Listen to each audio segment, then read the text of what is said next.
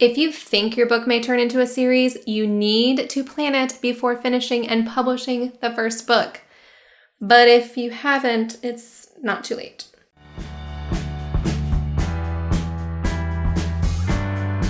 Hi, fellow happy writers. My name is Vivien Reis, and I want to help you write, publish, and market your novel. Forgive me if you can hear my neighbor pressure washing. Today, we're talking all about your book series and the how and why of planning it. So let's jump right in. We're starting with the why first. Number one, so you don't paint yourself into a corner with your first novel. This is the biggest reason, in my opinion, to plan your series. Something may seem really cool to do in your first book, but when you get around to writing the second one, you realize that there's nowhere to go with it. You've managed to write a huge plot hole, and it's one that you can't find a way out of with how you wanted your sequel to originally go. You can avoid any unnecessary dark and scary corners by planning your series. Number two, so there's an overarching plot.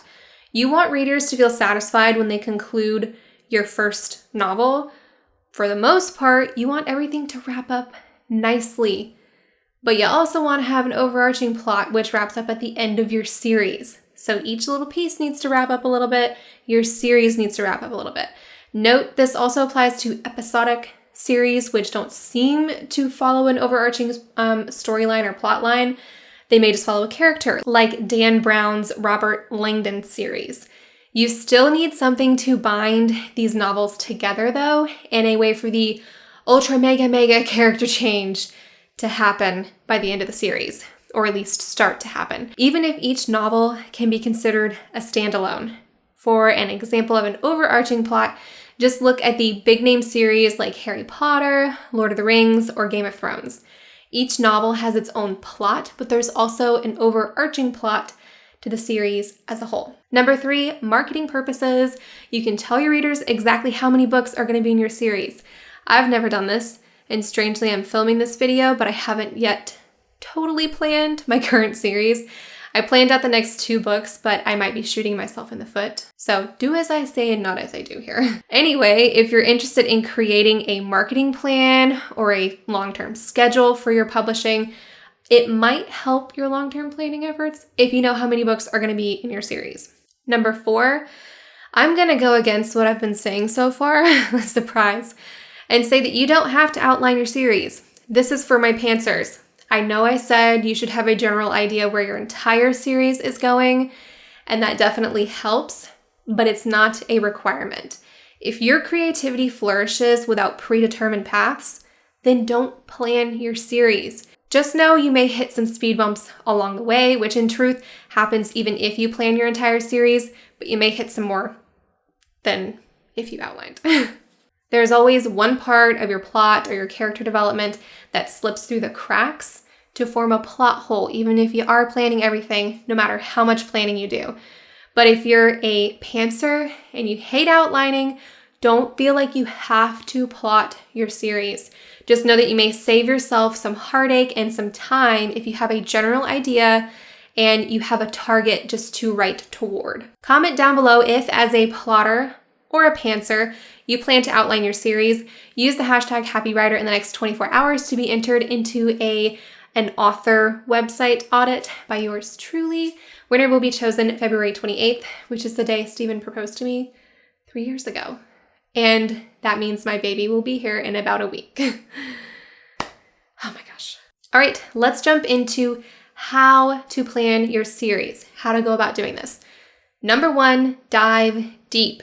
Your first novel is all about discovering your story, your characters, your world, both for you and for the reader. Now that you have a foundation to stand on and you've set your reader up well in your world, it's time to push things. Now is the time when you can dive deeper without overloading the reader. Complicated aspects of your world or your magic system can unfold now that the reader has that foundation. Readers like when they're trusted with more and more information as the series continues, which allows the world to deepen, makes it more realistic. List out any aspects that you may have cut from your first novel or your world or your plot or any issues you'd like to explore piece by piece in your series. Number 2, consider your big revelations. When planning a series, you need to look at the big revelations from your first novel and make sure you're able to carry them throughout your series. These are the big thing, like the big reveals to the reader. If you have a reveal that a mysterious character is stalking your protagonist in the first book in your romance novel, but you don't wrap up that storyline by the end of the first novel, you need to make sure to address it somewhere in your series. Big revelations in your first novel, or that you plan to have in your first novel, can be potential plot holes later on in your series. I always have a list of my big revelations, so I refer back to this when I plan the rest of my series. Basically, you want to wrap things up, or you want to make sure everything gets wrapped up. Number 3, raise the stakes. As your series progresses, you need to raise the stakes just like you would do throughout the first book in your series or any book that you're writing. To keep readers interested, you need to push your characters, your world, and your plot. In traditional series where there's an overarching plot, the series finale is dramatic. The world we know is ending, new power is sweeping the nation, the good guys have been squashed into near nothingness, big things are happening. This doesn't happen in the first novel.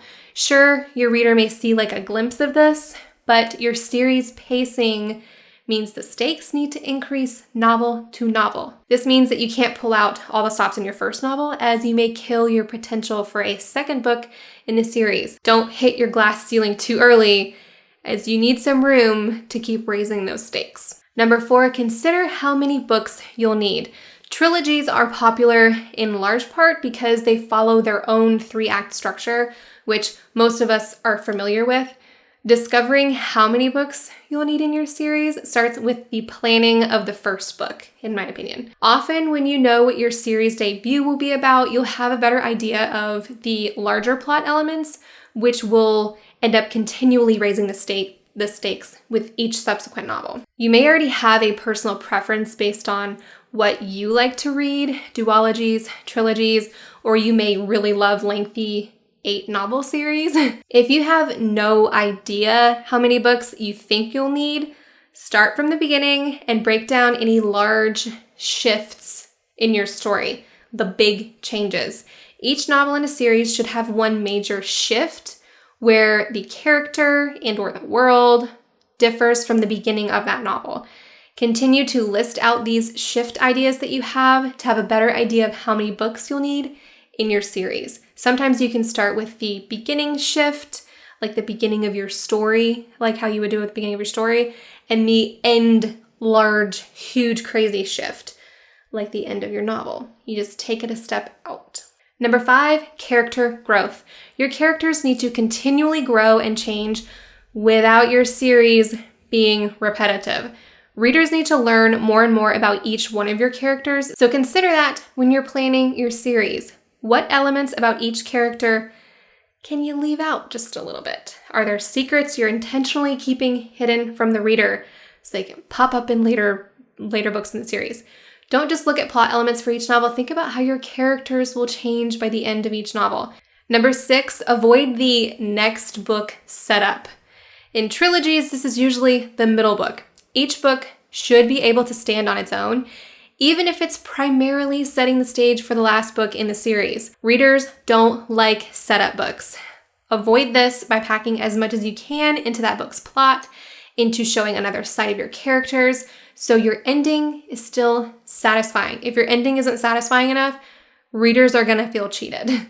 This is often because you've left too many questions for the reader to feel like there was any real resolution in that book. Keep some questions strategically open, but answer enough to make the reader feel like reading this setup novel was still worth their time. And by the way, you don't want the reader to know they've just read a setup novel.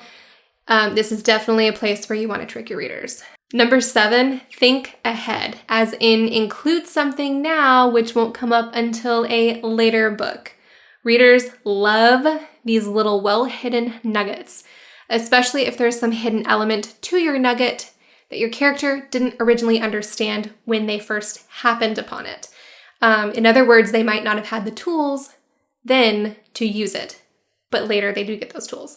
Also think of this in terms of character consistency. Perhaps one of your character's flaws doesn't really come to affect the plot until book 2 or 3, but it's important to plant that flaw in book 1 so readers don't feel like your character is being inconsistent and just developed this random character flaw out of nowhere. All right, that is all I have for you today. I hope you found this content helpful. Remember to comment down below with the hashtag #HappyWriter to be entered for an author website audit. Winner will be chosen tomorrow, February 28th.